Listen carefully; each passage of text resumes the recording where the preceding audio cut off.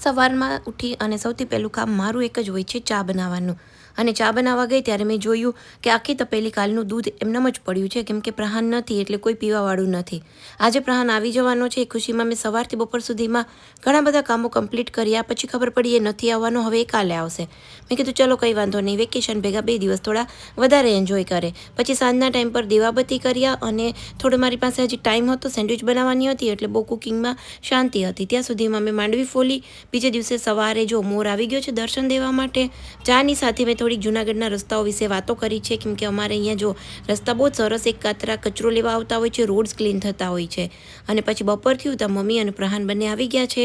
Mummy સાથે આજે બપોરનું લંચ કર્યું, જેમાં મેં અડદની દાળ, રોટલા, ગુવાર બટેકાનું શાક, પછી દાળ ભાત, સલાડ, છાશ, પાપડ, એ બધી વસ્તુઓ આજે જમવામાં હતી. પ્રહાન નહોતો એટલે થોડા દિવસ એને મારી પાસે લાડ કરવા હતા, એટલે આજે થોડોક મારી પાસે ચાગલો થતો હતો. એ પછી હું ને મમ્મી સાંજે તડકો શેકવા માટે બપોરે જ ટેરેસ ઉપર જતા રહ્યા, કેમ કે મમ્મી કહેતી હતી કે સૂવું નથી, થોડી વાર ઉપર આટો મારી આવીએ. તો આવા નવા વિની બ્લોગ્સ જોવા હોય તો અમારી ચેનલને સબસ્ક્રાઈબ કરજો. ચાલો મળીશું પછી, બાય બાય.